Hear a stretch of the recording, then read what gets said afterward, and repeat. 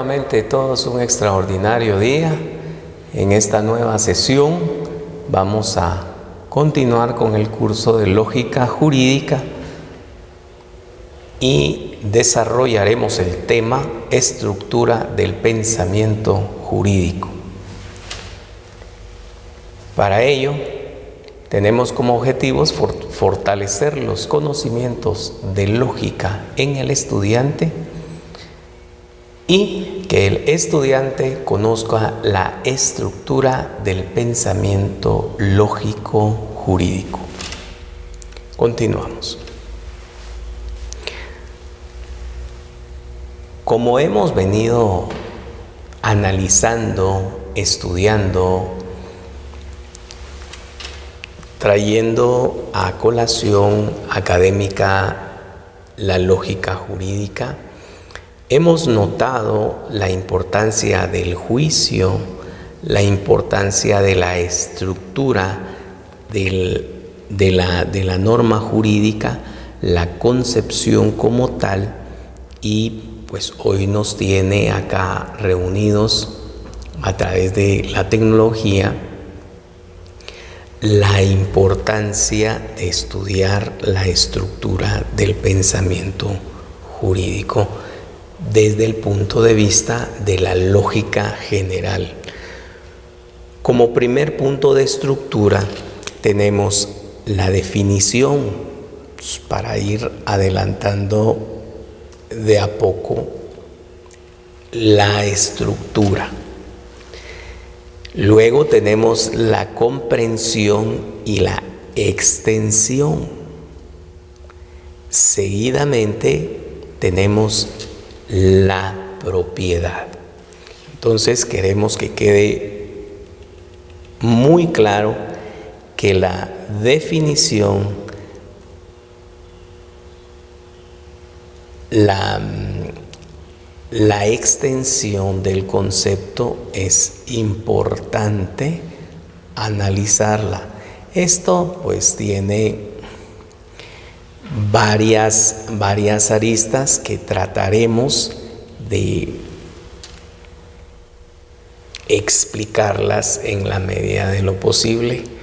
Esta es una cápsula informativa que contiene elementos esenciales y fundamentales para que usted de una u otra forma capte la información de la manera más simple, sencilla y lógica.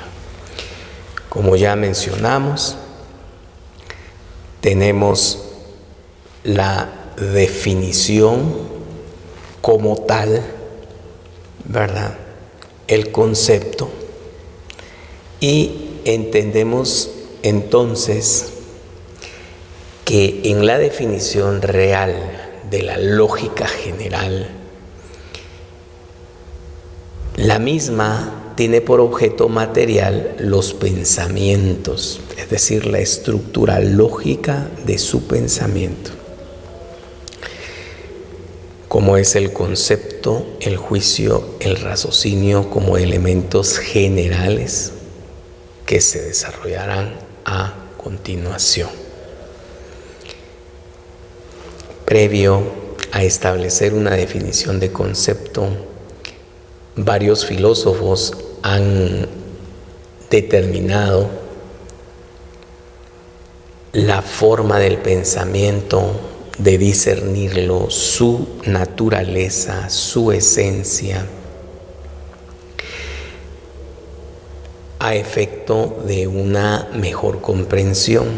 Entonces, entienda usted que el concepto no es el acto de concebir, porque el concepto es el producto del pensar y no del pensar mismo. Si usted tiene ahora mismo un lapicero en la mano, como concepto eso es sencillamente un lapicero. Anteriormente vimos cómo usted puede formar un raciocinio desde otros puntos de vista lógicos. B, la palabra o el término. Porque son la expresión verbal del concepto y no del concepto mismo. Ojo, el concepto no es la palabra o el término. ¿Por qué? Son la expresión verbal del concepto y no del concepto mismo. Son un signo artificial únicamente. La imagen sensitiva no es la imagen sensitiva o representación de un objeto, porque este es un tipo de conocimiento derivado de los sentidos, caracterizado por ser concreto. Contiene todos los caracteres esenciales y accidentales y singulares.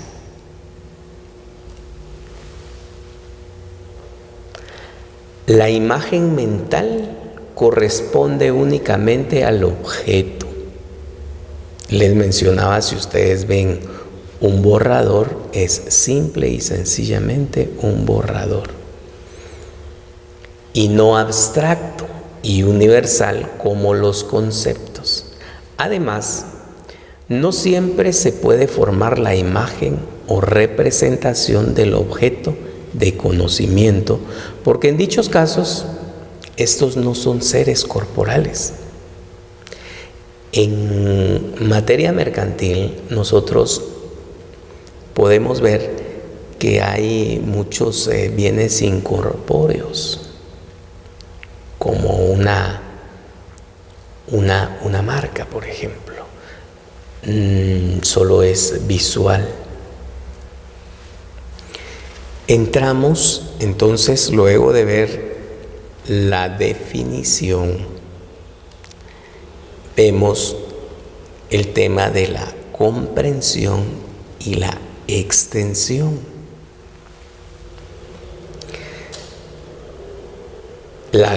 Para ello nos vamos a acuñar nuestro pensamiento, nuestro criterio en varios autores. ¿Por qué? Porque es importante establecer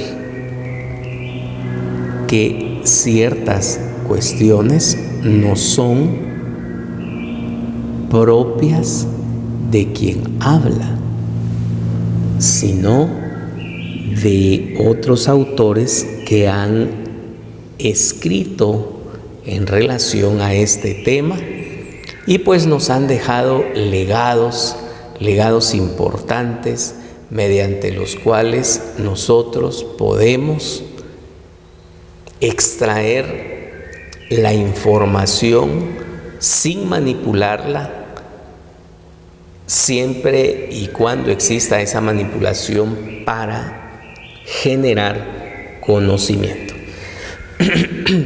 Muy bien, siguiendo con la estructura de la que hablamos, la comprensión y la extensión. La comprensión del concepto la denomina el autor Moro como un contenido.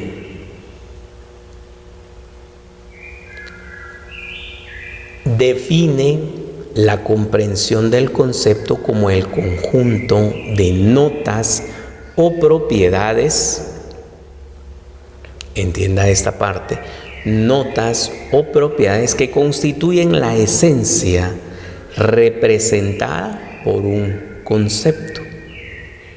Reitero, notas o propiedades que constituyen la esencia representada por un concepto. Ejemplo: el concepto referido por el término hombre contiene las notas substancia, cuerpo, animado, sensitiva, animal y racional. ¿Entendida esta parte? Perfecto. En ese orden de ideas se evidencia que existe una conexión con otros conceptos. Del ejemplo citado, la substancia, cuerpo, viviente, etc., son palabras que aluden a otro concepto. Por lo anterior, el concepto de hombre se aplicará únicamente a seres que cumplan con las notas que él mismo comprende. Propiedades. El concepto es una representación intelectual de un objeto abstracta e universal. De esta definición se resalta que una de las propiedades del concepto es su universalidad. Ahora veamos. Propiedad es un concepto universal. Las clases de propiedad tenemos genérica y específica. La genérica corresponde a todas las especies del mismo género y la específica solo a una especie del mismo género. El accidente es un concepto también universal que representa su cualidad o característica de un ser que no es esencial ni necesaria, sino contingente. Ejemplo, el concepto referido al término cabello castaño claro es un predicable que se puede decir del concepto de Luis. Bien, como es normal de las sesiones, se lanzan a la palestra 6 interrogantes. La primera de ellas, ¿cuál es el objeto de la lógica material? El concepto es el acto de concebir el producto del pensar. ¿Por qué razón no se puede formar una imagen de conocimiento? Es considerada una representación intelectual de un objeto abstracta y universal.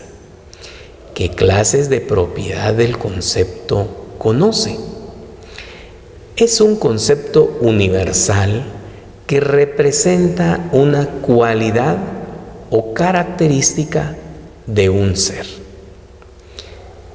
Bien, distinguidos compañeros, no queda más que agradecer por su atención. Gracias.